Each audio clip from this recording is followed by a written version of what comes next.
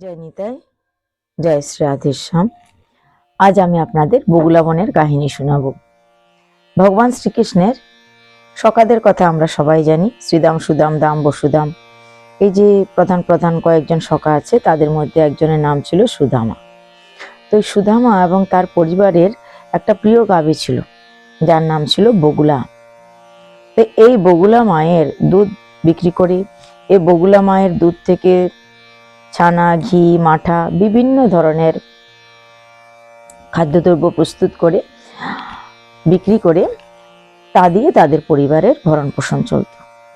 তো সেই হিসেবে বগুলা হচ্ছে সেই পরিবারের মাতা। বগুলাকে তারা মায়ের মতো ভালোবাসত, পরিবারের সবাই। বগুলার একটা ছোট বাচ্চা আছে। এই বগুলার স্বভাব কি ছিল? শ্রীমতী রাধারানীর মতো বগুলা মায়ের স্বভাব ছিল। যখন গোচারণে গাভীরা যেত, তখন বগুলা মাতা সবার পিছনে পিছনে যেতেন। সবাইকে তিনি দেখভাল করতেন।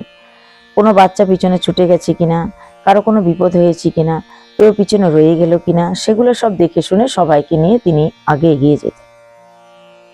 যখন ফিরতেন, ফিরার পথেও তিনি সবার পিছনেই থাকতেন। পিছনে যদি কেউ রয়ে যায়, কেউ যদি কোনো বিপদে পড়ে, তবে সবার আগে তিনি ছুটে যেতেন সাহায্য করছেন। সবাইকে তিনি খুব ভালোবাসতেন।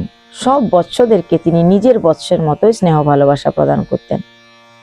এই বগুলা মায়ের কিরকম স্বভাব ছিল? এই বগুলা মায়ের স্বভাব ছিল শ্রীমতী রাধারানীর মতো। এত শান্ত, এতগুলা গুণ, আর এত সুন্দর তার রূপ ছিল। এত কিছু তার থাকা সত্ত্বেও তার মনে বিন্দুমাত্র অহংকার ছিল না। খুব সাদাসিধা গাভী ছিলেন বগুলা। শ্রীমতী রাধারানী বগুলাকে বহুত ভালোবাসতেন তার স্বভাবের জন্য। আর শ্রীমতী রাধারানীরও যে সে একই স্বভাব। রাধারানীর স্বভাবের সঙ্গে বগুলা মায়ের স্বভাবের যেন অনেকটা মিল আছে। তো শ্রীমতী রাধারানীর একবার ইচ্ছা হয়েছিল তিনি গাভী রূপ ধারণ করবেন। তিনি গোমাতা রূপ ধারণ করে পুরো ব্রজ ধামটাকে দর্শন করবেন, পুরো বর্ষানা ধামকে দর্শন করবেন। সমস্ত বৃন্দাবন ধাম তিনি, কৃষ্ণময় বৃন্দাবন যে বলা হয়, সেই কৃষ্ণময় বৃন্দাবনকে তিনি ঘুরে ঘুরে দেখতে চাইছেন। এই ইচ্ছা তিনি কৃষ্ণের কাছে প্রকট করলেন। তো ভগবান শ্রীকৃষ্ণ তখন শ্রীমতী রাধারানীকে এই বগুলা মায়ের ভিতরে প্রবেশ করিয়ে দিলেন। রাধারানী তো নিজেই অবাক হলো, কি করে তিনি একজন গোমাতায় পরিণত হয়ে গেলেন। রাধারানী নিজেই অবাক, কিভাবে তিনি গোমাতার ভিতরে আছেন, গোমাতার রূপেতে সবকিছু দর্শন করছেন। রাধারানীর বহুত সুখও হচ্ছিল, তার ইচ্ছা পূরণ হচ্ছিল। তিনি চেয়েছিলেন গোমাতার রূপ ধারণ করতে, তার ইচ্ছা পূর্ণ করলেন ভগবান। তাই তিনি খুব আনন্দে ছিলেন, খুব অবাক হয়েছিলেন যে কিভাবে তিনি গোমাতার রূপ ধারণ করে সমস্ত বৃন্দাবন ধাম ঘুরে ঘুরে দেখছেন। কিন্তু এই আনন্দের ভিতরে এক অবসাদের ঘটনা ঘটল। বিভিন্ন বনভূমি তিনি গোচারণ ভূমি ঘুরে ঘুরে দেখতে দেখতে এক সময় এই বগুলা মাতা, অর্থাৎ যার ভিতরে শ্রীমতী রাধারানীর প্রবেশ হয়েছে, তিনি গভীর জঙ্গলে প্রবেশ করে গেলেন। এত সুন্দর শোভা দেখতে দেখতে তিনি একটু গভীর জঙ্গলের ভিতরে প্রবেশ করে গেলেন। সেখানে হয়ে গেল বিপদ। এক বাঘ সেখানে আসলো আর বগুলা মাকে আক্রমণ করে বসলো। হে বগুলা, হে গাভী, আমি তোমাকে খাবো, আমি বহুত ক্ষুধার্ত আছি, আমার খুব খিদে পেয়েছে, তুমি আমার আহার হয়ে যাও। মাতা বগুলা তো অত্যন্ত নিরীহ, শান্ত এবং পরোপকারী। বাঘের এত খিদা পেয়েছে জেনে তিনি বাঘকে বললেন, আমি অবশ্যই তোমার আহার হওয়ার জন্য রাজি আছি। তোমার খিদা তো মিটবে আমার কারণে, আমি রাজি আছি তোমার আহার হওয়ার জন্য, কিন্তু এক কৃপা করো মোরে, একটু কৃপা করো আমাকে, আমি একটু বাড়ি যাব, আমার বাচ্চাকে খাইয়ে আমি চলে আসবো। শেষবারের মতো আমি বাচ্চাটাকে একবার দেখতে চাই, আমার বাছুরকে দেখতে চাই, আর শেষবারের মতো আমি আমার বাছুরকে দুগ্ধ পান করাতে চাই। বাঘ বলছে, তুমি যদি ফিরে না আসো? বগুলা মাতা বলছে, না, কখনো এটা হবে না, আমি অবশ্যই তোমাকে কথা দিচ্ছি, অবশ্যই আমি ফিরে আসব, আমার কথার এদিক ওদিক হবে না, আমি অবশ্যই তোমার কাছে ফিরে আসব তোমার আহার হতে, তুমি চিন্তা করো না। তো বগুলা মাতা বাঘ কিভাবে কথা দিলেন, বাঘ বিশ্বাস করলো। বাঘ তখন বলল যে তুমি যদি না আসো ফিরে, তাহলে কিন্তু আমি সমস্ত গাভীদের খেয়ে নেব, নির্বিচারে হত্যা করব গাভীদের। বগুলা মা বলল, সেই পরিস্থিতি হওয়ার নয়, সে সময় কখনো আসবে না, আমি অবশ্যই তোমার খাওয়ার হতে চলে আসব। মা কি করলেন, গেলেন বাড়িতে, বৎসকে কেঁদে কেঁদে দুগ্ধপান করাচ্ছেন, শেষ দেখা। কিন্তু বৎস বুঝে গেল মায়ের আসন্ন বিপদ, বৎস আর দুগ্ধপান করছে না। সে বৎস বলছে, না, সন্তানের কর্তব্য মাকে রক্ষা করা, তাই সেই বাঘের খাবার হতে আমি যাব, হে মা তুমি ঘরে থাকো। সন্তানের এটা কর্তব্য মাকে রক্ষা করা, তা আমি বাঘের খাবার হতে যাচ্ছি, বাঘ আমাকে খাবে, তোমাকে খেতে পারবে না। পরিবারের লোকজন বলছে, না না না না না, আমাদের গোমাতা, আমাদের মাতা রূপী এই বগুলাকে আমরা রক্ষা করব, দরকার হলে আমরা কেউ একজন প্রাণ দিয়ে দেব। পরিবারের সবাই এই গোমাতার জন্য প্রাণ দিতে প্রস্তুত। তাই সবাই মিলে সেই গাভী, সে বাছুর এবং পরিবারের লোকজন সবাই সে বাঘের সামনে এসে উপস্থিত হলো।